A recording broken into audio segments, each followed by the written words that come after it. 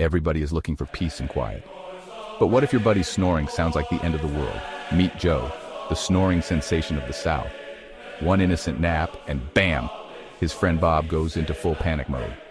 He's bolting windows, locking doors like he's bracing for a hurricane.